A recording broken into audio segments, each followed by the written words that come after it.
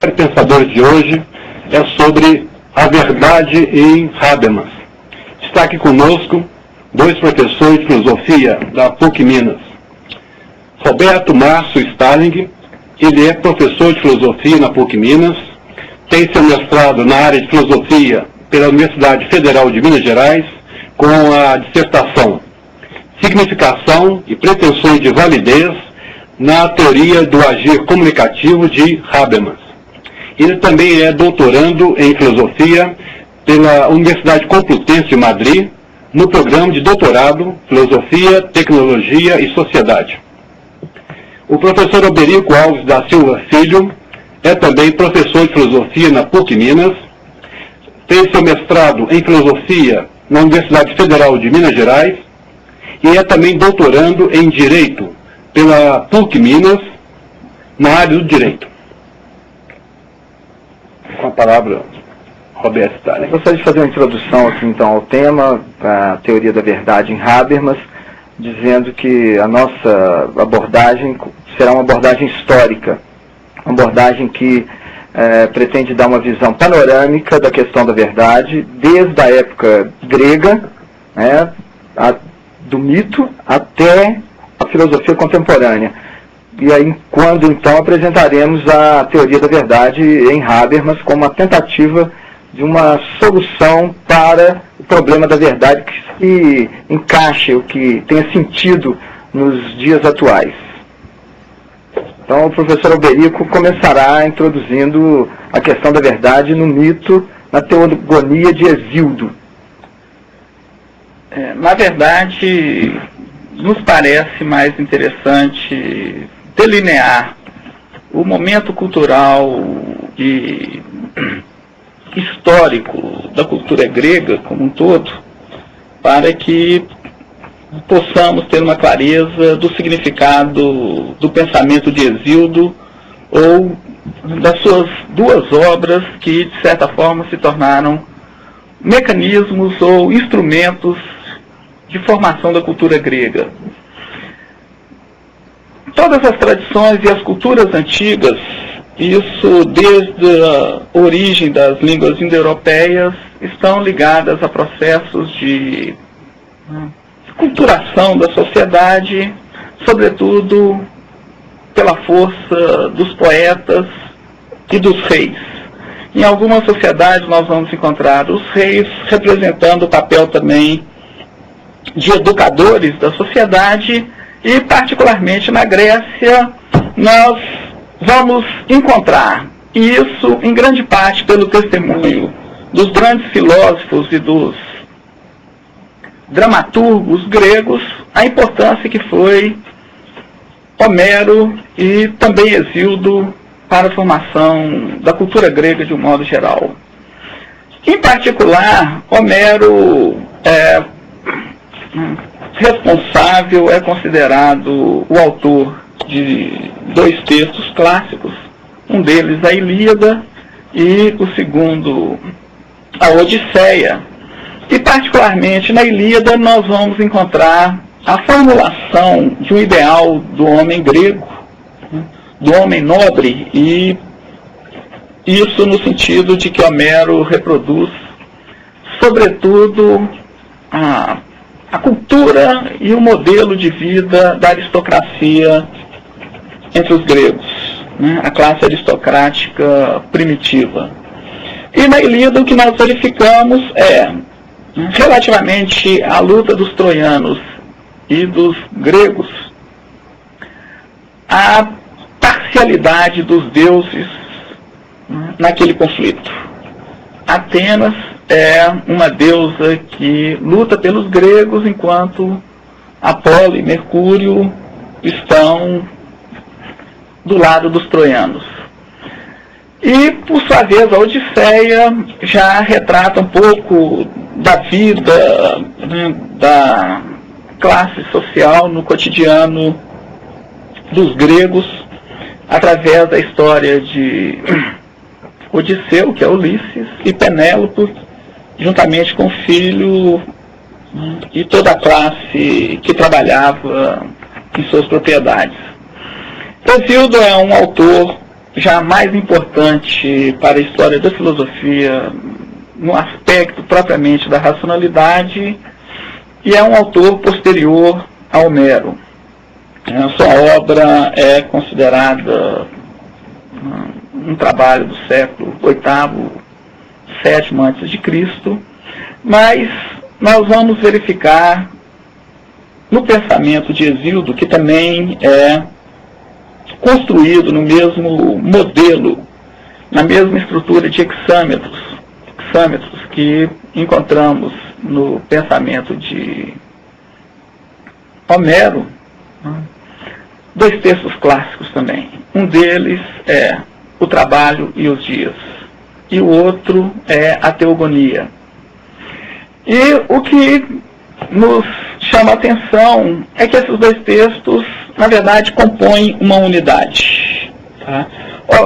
Hesíodo é um autor do agrário, representa a classe camponesa da formação dos gregos de um modo geral, e nos Trabalhos e os Dias o que nós vamos verificar é a exposição da vida, né, do cotidiano daquele povo.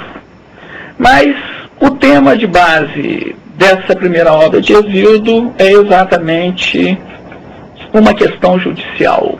E daí a importância também do direito na formação do povo grego.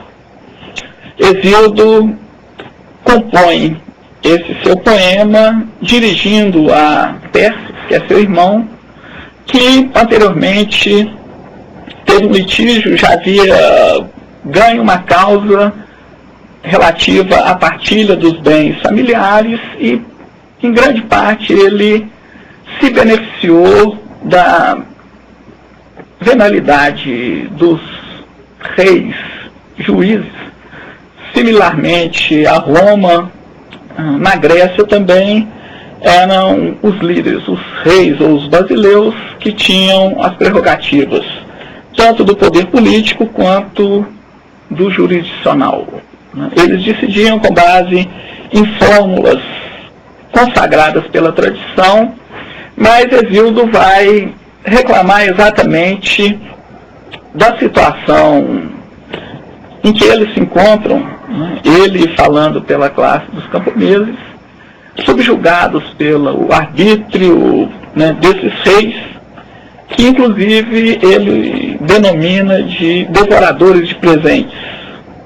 Mas Hesíodo então retrata a condição humana em que ele se encontra a partir de uma reconstrução das 5 fases em que teria passado a humanidade. Uma fase de ouro, uma fase de bronze, etc., até chegar ao momento da própria existência dele, que ele chama de fase do ferro, ou a idade do ferro, que é um período de grande sofrimento, né, de uma luta árdua pelas condições da vida. Mas já nessa obra nós encontramos Hesíodo reconstruindo a realidade a partir de 2 lutas. Uma delas está ligada a um conflito dos deuses, né, ou da realidade divina e a condição da própria existência de todas as coisas, e uma segunda luta é aquela travada pelo homem com a natureza em função da sua sobrevivência. Em torno disso, Hesíodo vai reconstruir uma visão da condição humana no seu contexto histórico. E a Teogonia vai marcar exatamente um princípio de unidade em relação aos Trabalhos e os Dias. Porque quando ele resolve fazer a reconstrução da Gênesis, ou da origem de todos os deuses, nós vamos encontrar pela primeira vez um esboço de um pensamento sistemático no sentido de permitir uma compreensão de processos cosmogônicos no seguinte aspecto. A origem dos deuses aquilo que coube a cada um desses deuses, na própria trama original, que gerou as divindades, e ao lado das divindades, né, o que o ser delas representa em toda a ordem universal e humana. Por exemplo, Cronos é o tempo devorador de todas as coisas, mas foi subjugado pelo poder de Zeus, que contou também com a colaboração da sua esposa Mnemosine, e em função desse ajuntamento dos deuses, ou das lutas entre eles, nós tivemos, a poesia grega retrata o ser de todos os entes originais e o significado desses deuses, né, ou daquilo que nós poderíamos chamar do legado que representa o ser de todos eles para a realidade da vida e para uma compreensão da condição humana. E, sobretudo, Hesíodo vai dar uma importância maior para o mito de Prometeu. E Prometeu reproduz exatamente aquele saber previdente. Prometeu tem um irmão, que é Epimeteu, e enquanto Epimeteu só aprende, né, e o próprio nome já reproduz isso, o aprendizado de Epimeteu se dá depois que os fatos ocorrem. Então, ele é um saber a posteriori, enquanto Prometeu é exatamente aquele saber que antecipa o conhecimento da realidade. Essa significação desses dois entes mitológicos vai ser enfatizado na Teogonia, quando as musas se apresentam para Hesíodo como as inspiradoras do canto, né? E elas vão mostrar para Hesíodo que o saber que elas são capazes de revelar reconstrói aquilo que foi o passado, mas é também uma forma de conhecimento daquilo que vem no futuro, ou daquilo que vai efetivamente suceder, ou, dito com outras palavras, a partir da inspiração das musas e a partir do conhecimento das entidades míticas originárias é possível conhecer o passado, mas similarmente a ele, ou simultaneamente a ele, ter um conhecimento do futuro. Bom, então isso marca um momento significativo na cultura grega, em razão exatamente de nós verificarmos que a partir de Hesíodo há uma unidade de sentido entre o mundo mítico, a realidade supraterrena, ou mundo sobrenatural, exato, seria um termo mais adequado para expressar isso, e a própria condição humana, a forma como a vida se reproduz em todos os níveis do cotidiano, dos sofrimentos, da realidade humana em si.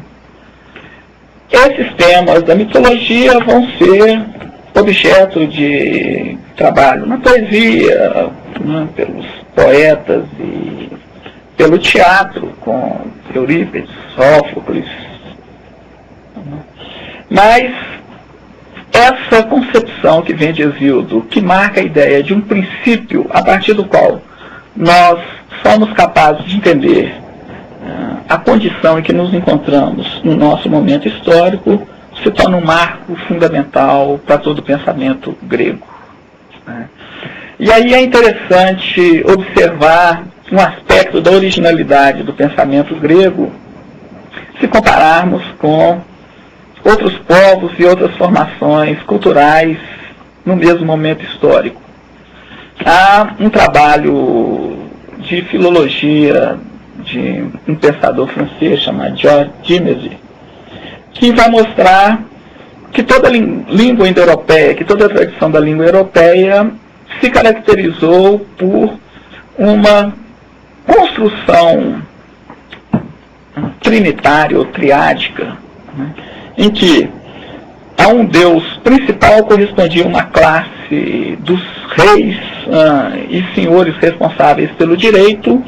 Havia uma classe responsável pelo controle militar e segurança da sociedade, e uma terceira classe que em Roma era constituída pelos proletários, que eram aqueles responsáveis pelo trabalho, pela condição de subsistência. E essa estrutura de 3 divindades fundamentais correspondiam a 3 classes sociais. Isso nós vamos encontrar na Índia, na forma de 3 estamentos, para usar um termo weberiano, ou, se quiser, para usar um termo mais corriqueiro, castas. Em Roma eram exatamente os patrícios, os plebeus e a terceira classe dos proletários.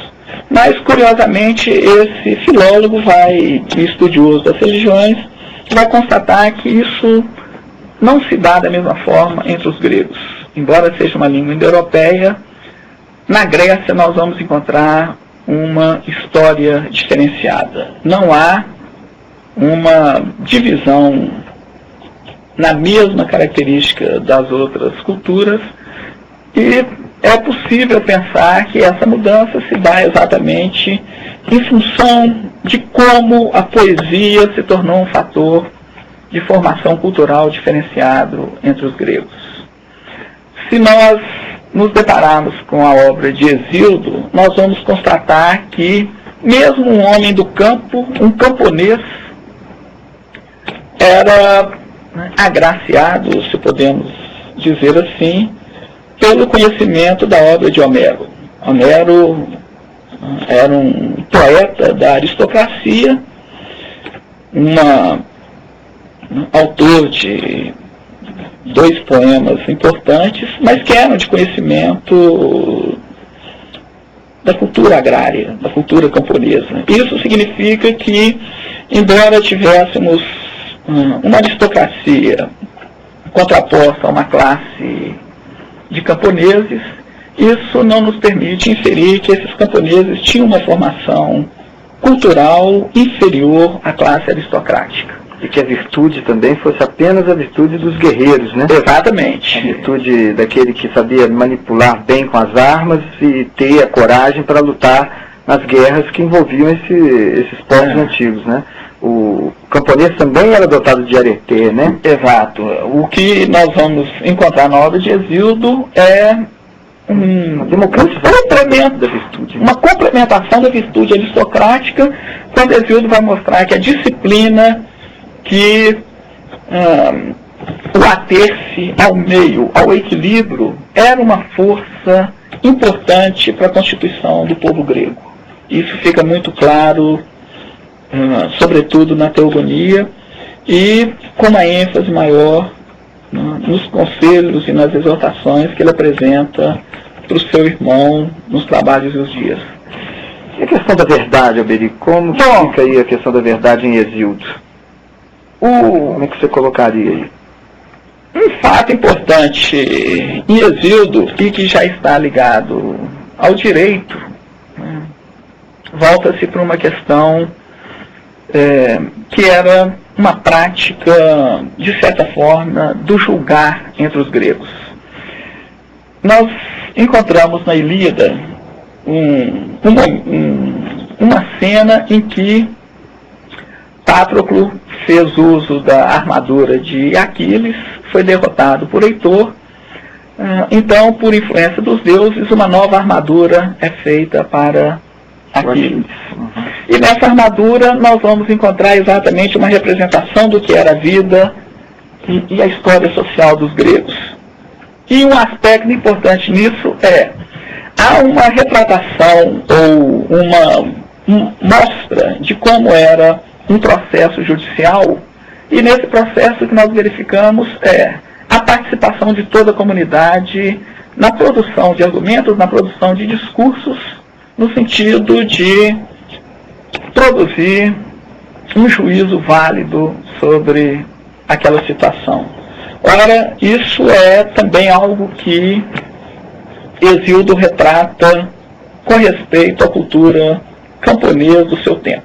Quer dizer, esse juízo válido seria um juízo universal e necessário, teria aquelas características que a verdade entre os gregos vai assumir depois na época dos filósofos? Ainda não no sentido de uma validade universal, mas tem uma importância por ser um juízo válido para aquilo que a comunidade naquele momento considerava correto em termos de ações. E olha que, nesse momento, o que está em jogo ainda não é um saber universal, mas exatamente um juízo ponderado, uma, digamos, mediação entre extremos. Entre extremos que seriam, por exemplo, o da verdade que representada aí por Ulisses, e da ilusão representada por Patroclo, que se veste com a armadura de Ulisses para passar por ele, por exemplo, poderia passar.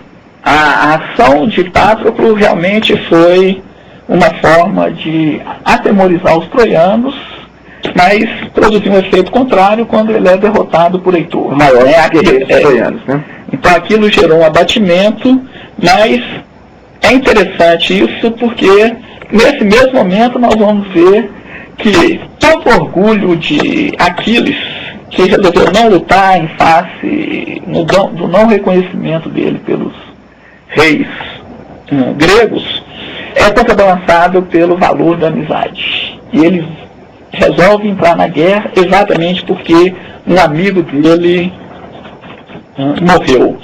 E ele faz um juramento de que derrotaria Heitor e faria do corpo de Heitor comida para os cães. Mas, voltando a essa questão da verdade, ainda não há uma ideia ou uma concepção de uma verdade como saber absoluto, e sim uma relativização dela em função da forma de reprodução da vida pelas comunidades. Era comum, mesmo na comunidade onde Hesíodo se forma, as pessoas se encontrarem na praça, no mercado e discutirem comportamentos deles, etc. Não se busca uma verdade, o que se busca é uma compreensão de qual o comportamento que leva à virtude e qual o comportamento que desvia disso. A tônica está colocada na ação e não numa verdade teórica abstraída da própria realidade em que se manifestam as experiências existenciais dos gregos. E esse salto para abstração que é dado, é tomado quando, por exemplo, o filósofo, falando aí de filosofia, do discurso filosófico, não de discurso mítico, quando Parmênides de Eleia, o pré-socrático, afirma que sobre o ser não podemos falar, pois o ser não pode vir a ser, de forma alguma. Somente o ser é. Há um salto aí em termos de abstração, há um salto em termos de conteúdo, e há, eu creio, a primeira formulação do princípio de identidade lógica, de não contradição, e que vai nos levar a uma visão fundacionista da verdade, a busca de uma verdade abstrata como essência, ou como algo que pudesse ser isolado desse contexto pragmático e fixado como uma descrição de uma estrutura unívoca e, vamos dizer, até totalizante.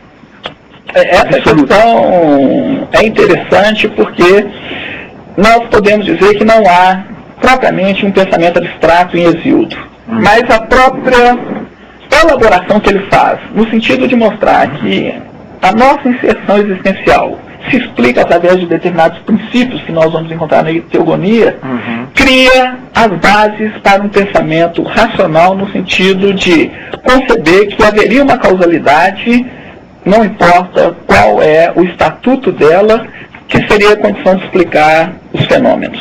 Quer dizer, que existiria uma essência da justiça, uma essência pelo da menos um princípio a partir do qual nós poderíamos compreender exatamente. Então, isso começa a ser pensado na perspectiva digamos, naturalista, com Tales de Mileto, que em vários momentos de sua obra deixa ver a influência que ele recebeu de Hesíodo, então coloca, né, no úmido, ou como algumas traduções usam, a água, o que seria esse princípio.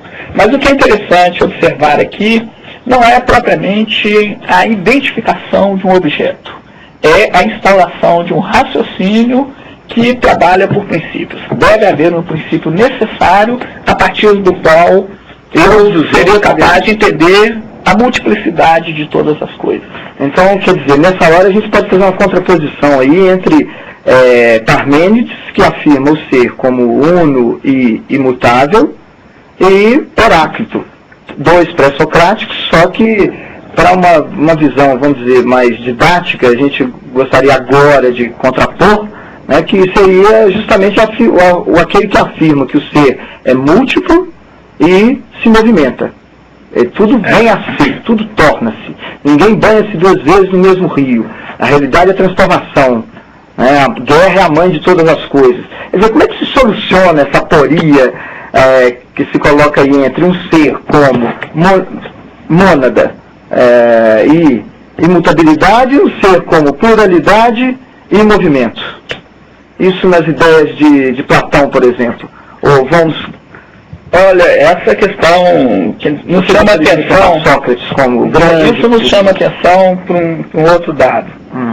Na medida em que os filósofos começam a buscar um princípio, né, e nós devemos levar em conta que isso não está dissociado da reprodução da cultura grega. Assim. Há questões jurídicas, o cotidiano da sociedade, né, está em evolução, e a filosofia contribui efetivamente para um processo de aprimoração, de aprimoramento que vem desde Hesíodo. Ora, o grego é, por natureza, um ser político, uma comunidade política.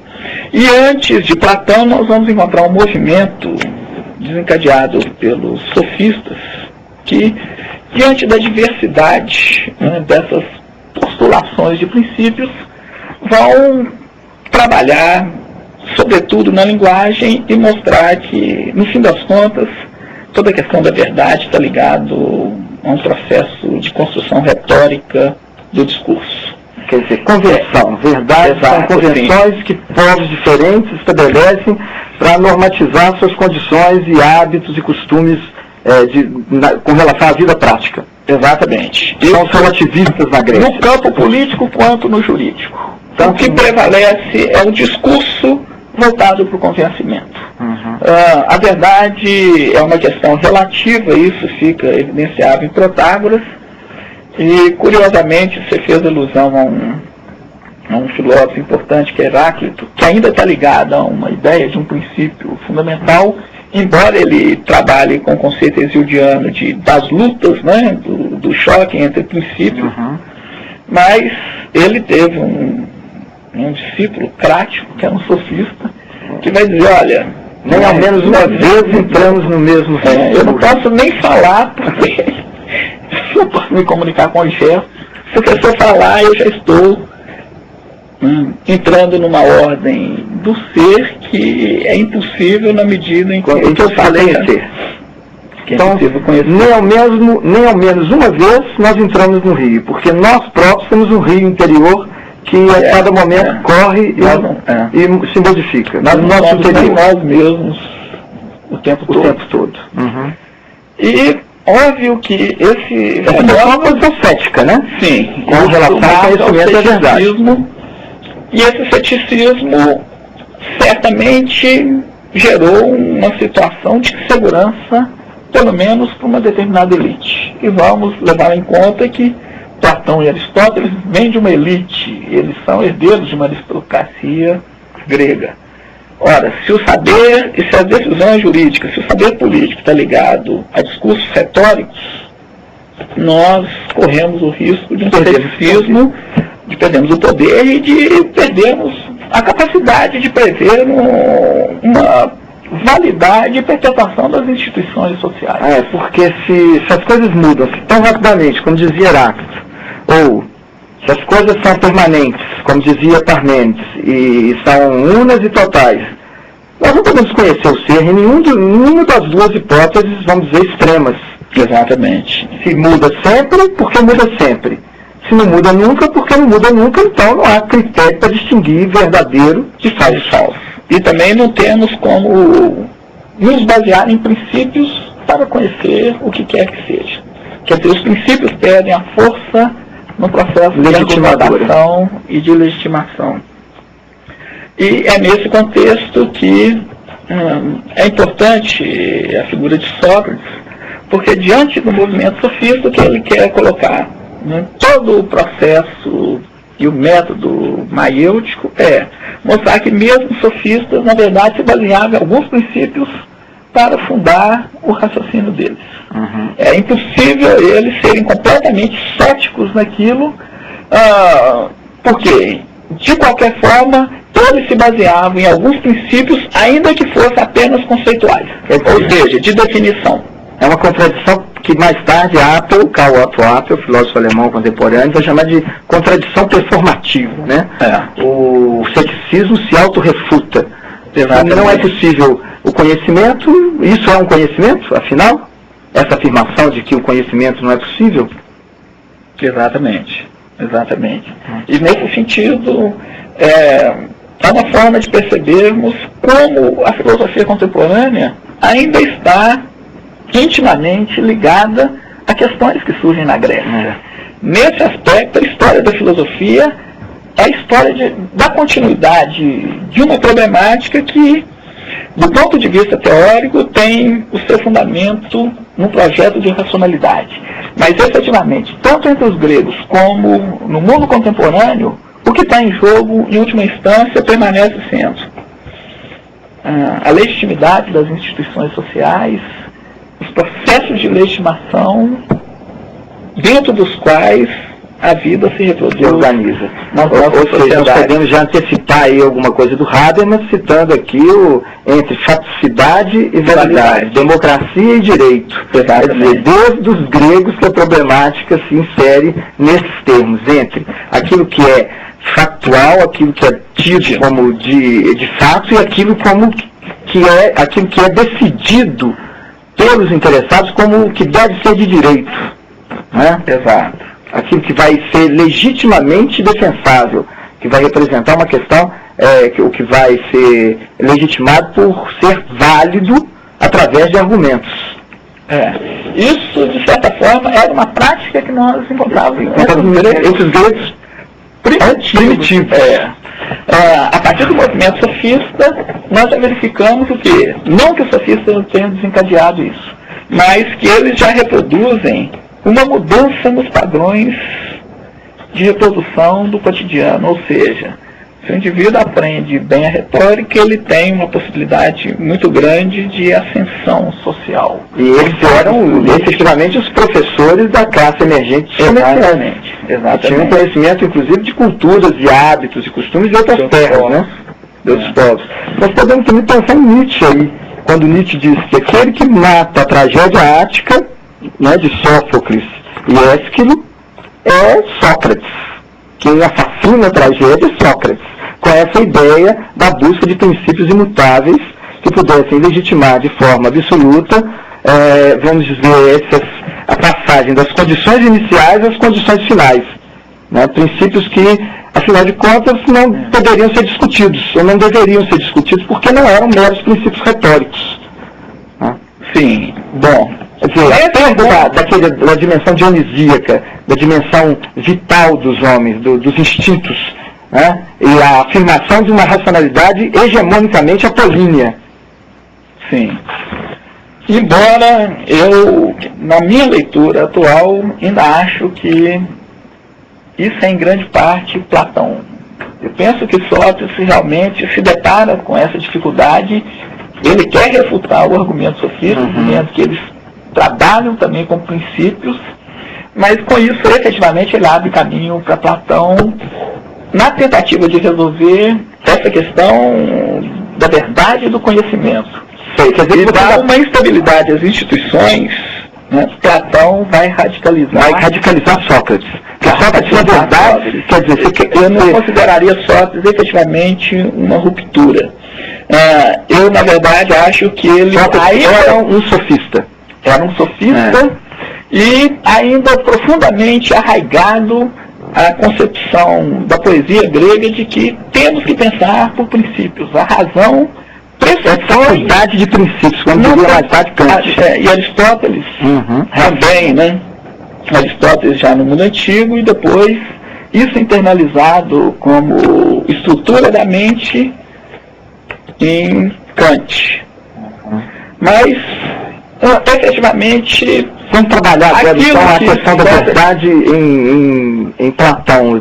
Eu temo pelo tempo, porque realmente 50 minutos para nós vai se tornar pequeno se a gente não ir para frente aí, não passar para a filosofia, efetivamente, para a solução que Platão oferece para esse problema da dúvida cética, principalmente no diálogo o sofista, e depois a solução que Aristóteles aperfeiçoou a partir de Platão do ser como analogia, né, da analogia do ser. O ser se diz de diferentes maneiras.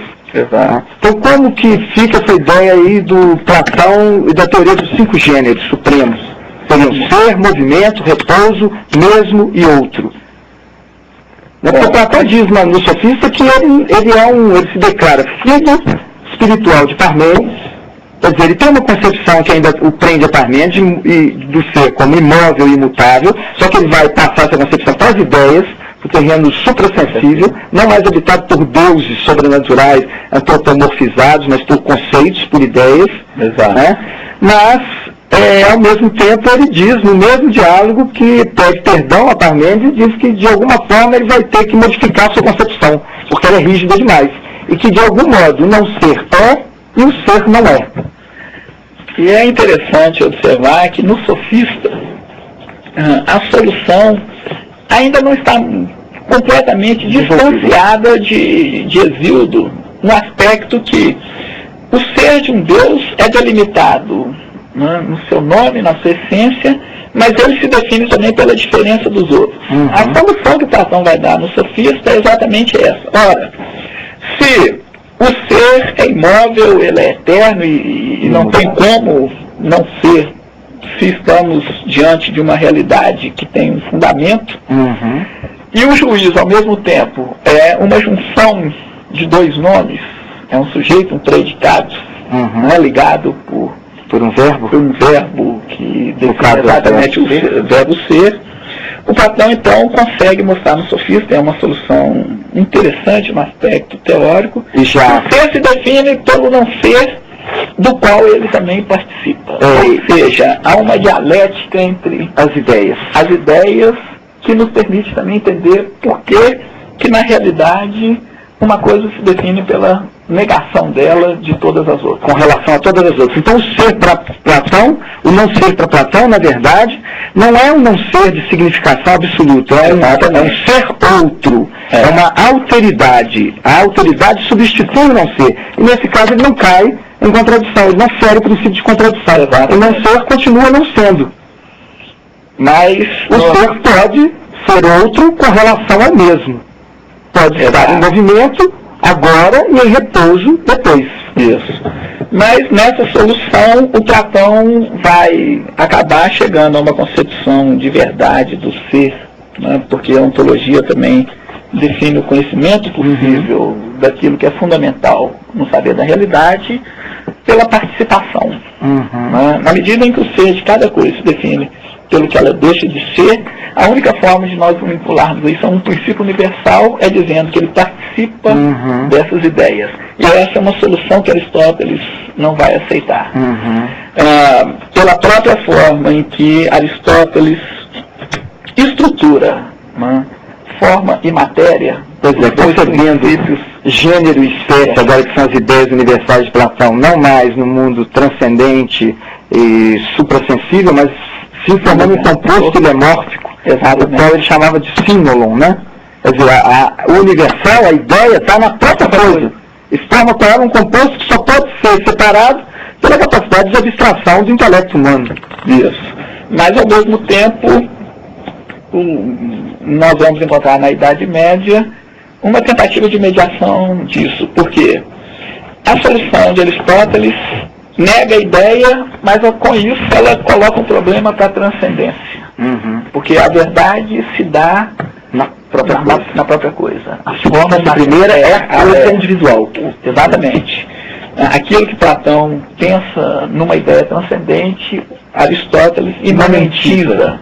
E parece que esse caminho da imanentização, segundo Gianni Vattimo, né, a ontologia nihilista, ou a ontologia da atualidade, a hermenêutica nihilista de Gianni Vattimo, vai dizer que toda filosofia é um processo crescente de imanentização, ou de secularização de motivos religiosos. Nesse aspecto, nós já podemos até dizer que a filosofia grega é uma secularização do mito, que nós vamos encontrar nos dois grandes educadores de toda aquela cultura. E esse processo tem uma mudança significativa quando ele tem que encontrar e fazer cristianismo, a tradição cristã, vai haver um refluxo. Exatamente. Uma volta ao platonismo. Um platonismo ainda quase que mítico. Em grande parte porque, para o grego, o princípio e a realidade estão na própria ordem da vida. O cristianismo, através de uma solução platônica, resgata um transcendente materializado no sentido de Deus ser uma pessoa concreta, ser o fundamento, cuja vontade é que determina a explicação de todas as coisas. Então aí a ordem do ser passa para a vontade, e isso vai deixar consequências profundas no mundo moderno, porque toda solução moderna passa pela vontade. É a vontade, né, que cria a racionalidade, o Estado. A ideia de Hobbes e de Locke, de um contrato original, tem por pano de fundo exatamente o quê? É através de um ato de vontade que nós criamos um Estado. Um Leviatã protetor. Mas ele é vontade. Né? É por causa disso que Nietzsche também vai metaforizar isso como vontade. De potência ou de poder. E então, na Idade Média, São Tomás de Aquino tenta sintetizar e resolver isso que nós chamaríamos de uma racionalidade aporética, porque Platão vai para o mundo das ideias, mas com dificuldade ele resolve, né, uma solução a respeito da realidade. Antes da gente falar de Tomás de Aquino, eu acho que seria bom a gente lembrar que em Santo Agostinho, já ainda na filosofia antiga, no século IV, justamente quando a filosofia antiga está se destroçando, né, quando o mundo antigo está se destroçando com o que vai ocorrer com a invasão de Constantinopla e com a invasão bárbara na Europa, Santo Agostinho atribuía as ideias platônicas, que em Platão ainda estão num mundo à parte, transcendente, à mente de Deus, dizendo que elas estavam na mente de Deus, o Criador, e que cria um mundo, um conceito que não era conhecido pelos gregos, a partir do nada. Para os gregos, do nada, nada vem. Para Santo Agostinho, não. Deus cria por um ato livre da sua vontade. Né? Deus cria do nada, é através das ideias, dos arquétipos que ele tem na sua mente. E isso vai criar um desenvolvimento novo na nossa tradição pelo seguinte: a verdade e o conceito de verdade na Grécia, ligado ao termo aletheia, que é desvelamento, desocultamento, trata exatamente da concepção de que ser e a realidade já estão aí. Nós precisaríamos apenas desocultar, entender como os princípios ordenadores de toda a realidade governam também a nossa vida. Ora, com uma ideia criacionista, que Deus cria pela sua própria vontade, nós temos um novo viés, uma nova trilha no caminho da reflexão ocidental, porque de certa forma a verdade é revelada por ser a vontade de Deus, não porque nós estamos desocultando na acepção grega, ainda que isso seja possível de ser lido, né, na tradição cristã, mas há um elemento novo que é um Deus criador, e porque ele criou, a vontade dele ordena a realidade humana e dos céus. Porque se a gente for comparar Santo Agostinho, ou Agostinho com Tomás, nós vamos ver que Agostinho era muito mais ligado a uma visão hebraica e de uma teologia paulina do que São Tomás, que já é influenciado por Aristóteles. Né? Muito profundamente influenciado por Aristóteles. E que considera que as ideias estão na mente de Deus, como afirmava Agostinho, antes da criação, nas próprias coisas, depois da criação, como pensava Aristóteles, no símbolo ilemórfico, né? Matéria e forma, composto matéria e forma. E depois, na mente humana, quando o homem é capaz de separar aquilo que na verdade está unido. Né? Então, São Tomás, na verdade, tenta recuperar o conceito de participação de Platão, só que agora que nós participamos da essência divina. E o maior dom que Deus nos deu foi da nossa própria existência. São Tomás é afirmativo da existência, enquanto Santo Agostinho acredita que a existência de certa maneira, seguindo correntes, me parecem, milísticas gregas, que existir é um decair da essência, da plenitude, do pleroma, né? E depois, eu acho que para a gente encerrar a Idade Média, a gente podia falar um pouquinho do Guilherme de Ockham e do nominalismo occamista, né?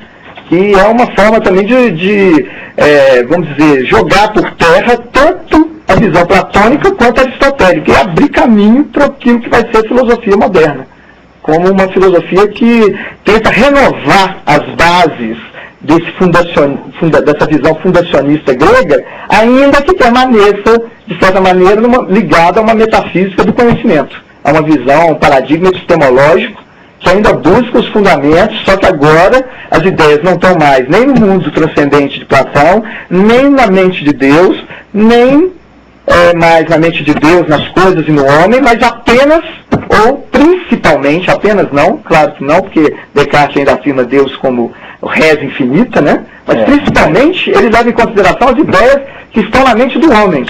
Exato. Né? Um giro antropológico aí, né? Quer dizer, na verdade, Ockham abre o caminho para toda a reflexão que moderna tem na modernidade. E principalmente eu diria que Ockham é o predecessor direto dos empiristas, né? Com a posição dele nominalista, ou melhor dizendo, conceptualista, né? Que as ideias ou os universais, aquilo que era considerado ideias de gênero e espécie, ou as ideias verdadeiras, verdades, eram na verdade ficções. Emissões da voz humana. Né? Era uma questão muito mais de gramática e de lógica do que de metafísica. Agora, é interessante nisso o rumo que essa concepção vai gerar, porque quando nós nos deparamos com a obra de Descartes, sobretudo o discurso do método e as meditações, o que nós vamos verificar é que o Estatuto da Verdade sofre uma transformação radical. Ele passa a se vincular a um método. Né? Quando Descartes propõe o princípio da verdade através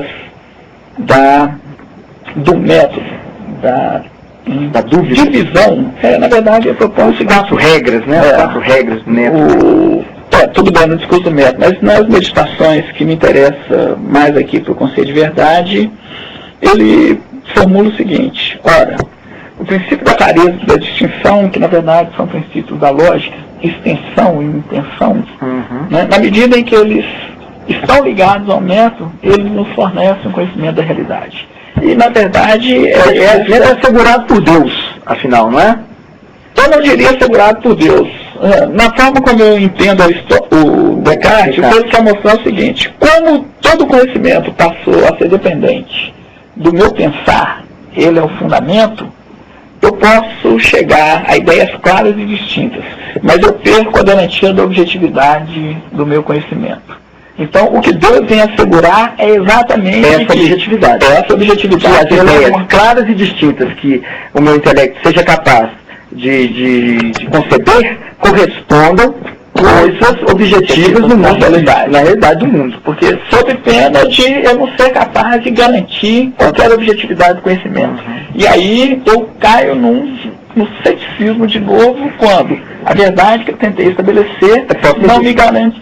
É posta em dúvida porque eu não posso mais certificar a objetividade do meu conhecimento. Então é isso que nós estamos chamando aqui, nós queremos frisar aqui o modelo, o paradigma da filosofia moderna como sendo epistemológico. Quer dizer, ele trata das questões de possibilidade e de validade do conhecimento.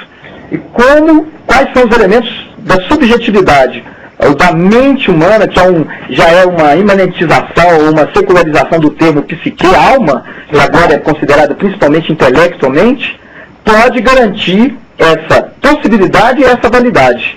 E, curiosamente, na modernidade, já em função também de um saber assegurado pela física de Galileu e a astronomia de Copérnico, essa nova metodologia caminha exatamente para vincular epistemologia e análise metodológica. Ou seja, surge aí as bases do método científico, empírico, analítico ou experimental. É efetivamente a apologia, ou a asseguração, a garantia da verdade através do método da ciência moderna.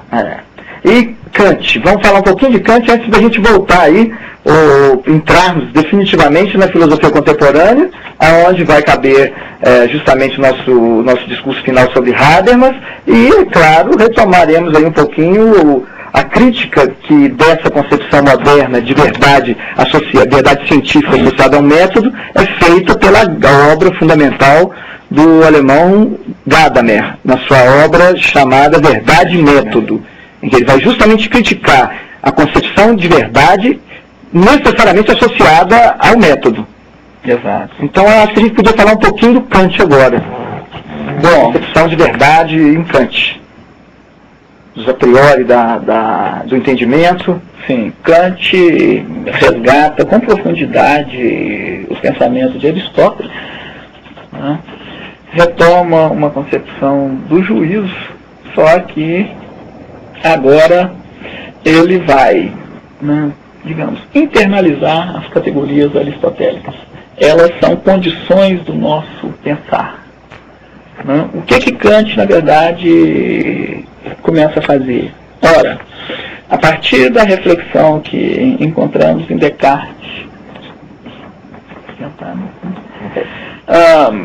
e diante da crítica gerada pelo empirismo, que nos coloca diante de uma realidade que é movimento contínuo, o Kant vai dar uma solução no sentido de mostrar que nós já reproduzimos, pela nossa capacidade de pensar, as condições de produção de síntese ao nível do juízo. Então, quer dizer que para o Kant, ele vai fazer justamente fundar um argumento transcendental. Exato. Quer dizer, as categorias, ou os nossos conceitos a priori, que já existem anteriormente no nosso entendimento, são aqueles que constroem efetivamente a realidade. Exatamente. E com isso, o que Kant consegue fazer? Ele não precisa mais defender a existência de um Deus no sentido cognitivo teórico, como fez Descartes, mas todos os seres que pensam racionalmente compartilham desse princípio transcendental, exatamente. Deus então vira uma questão prática, uma questão prático-moral. Eu postulo a existência de Deus, mas eu não posso conhecê-lo. Sim. Como falta pouco tempo para o término da nossa videoconferência, eu acho que é fundamental agora a gente terminar falando, mesmo que, vamos dizer, com certo atropelo, de Habermas, e da teoria da verdade de Habermas.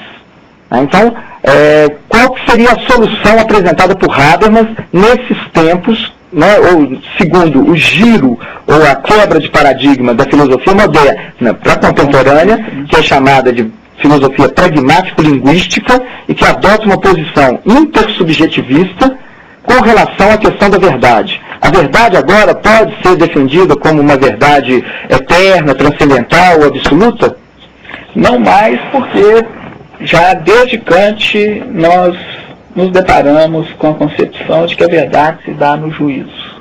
Mas esse juízo não é garantido por nenhuma infalibilidade, nem de métodos, nem de princípios universalmente válidos. E ele é um juízo que se faz entre pessoas, exatamente, pela comunidade social, exato, e não individualmente. Exato. Nesse ponto há uma similaridade muito grande com o início da cultura grega. Assim. Nós construímos a verdade enquanto somos agentes comunicantes que contrapomos na esfera pública, né, os pontos de vista através dos argumentos. Através de argumentos. Levantando pretensões de validade que vão ser discutidas e vão ser resolvidas provisoriamente pelos sujeitos interessados em algum problema dentro de uma certa comunidade historicamente situada e definida. Exato.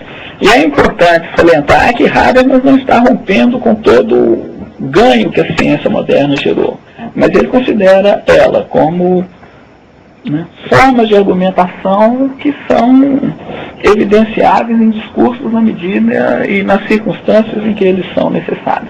Mas não que aquilo possa servir mais como um modelo infalível de verdade. Quer dizer, inclusive, uma das tarefas da filosofia seria justamente reconduzir, e nesse caso já é antecipado isso por Gadamer, né, reconduzir o discurso das várias especialidades científicas ao entendimento dos sensos comuns, das pessoas comuns. Exatamente. Né, que poderiam e que deveriam participar dessa comunidade muito mais ampla de comunicação, ou universal, uma comunidade universal de comunicação. É claro que essa visão tem problemas, né, mas nós, infelizmente, não temos tempo nem é o caso agora de discutir, aprofundar essa visão habermasiana. Mas é uma visão muito mais atual, em que a verdade parece, ou fica claramente definida como obra de seres humanos. E isso é importante tanto, né, do ponto de vista da análise filosófica, quanto na dimensão das instituições sociais, porque a partir da leitura de Habermas, nós podemos verificar que nem o processo legislativo, nem o processo judiciário, nem o discurso do saber dos experts é suficiente para dar conta da complexidade de nossa realidade. Então, em princípio, todos eles deveriam estar submetidos a essa principiologia do discurso, da capacidade de produzir argumentos, para nós efetivamente gerarmos uma sociedade em que as pessoas se reconheçam como membros cooperadores da própria ordem social. Quer dizer, um retorno a uma concepção de cidadania mesmo, né? Através da razão, da racionalidade. E ainda que Habermas, me parece, do meu ponto de vista, permaneça ainda em busca de um certo, ou dentro de uma certa visão fundacionista, é um fundacionismo fraco, reconhecidamente por ele. Ele diz que a razão é falibilista e hipotética. Né? Então ela não se pretende uma razão absoluta, nem esclarecedora de uma vez por todas das questões relativas às necessidades humanas. Isso é interessante porque a verdade se torna novamente humana. Algo que está ligado, né, à forma pela qual nós pretendemos reproduzir nossa vida, fundar ideais, porque o tempo todo o que nós estamos fazendo é produzindo argumentos em função de projetos, necessidades vitais. Exatamente. E assim nós gostaríamos de encerrar a nossa videoconferência agradecendo a todos vocês que nos assistiram, né? Eu passo a palavra agora ao professor Roberto. Obviamente, foi possível perceber o assunto, tem vários desdobramentos, nós poderíamos ficar aqui talvez horas discutindo isso, trazendo pormenores de todos esses pensadores, mas o que é interessante é chamar a atenção para a continuidade e as transformações, né? A própria história da filosofia, que é continuamente uma preocupação com o processo de legitimação da ordem da vida humana nas sociedades em que nascemos e que herdamos e de que somos responsáveis também por parte do seu próprio vir a ser. Muito obrigado, eu agradeço. Talvez nós pudéssemos encerrar com um título de um texto do Habermas dizendo assim: a unidade, a busca, a filosofia seria ainda a busca da unidade da razão na multiplicidade das suas vozes. É isso aí. Muito obrigado.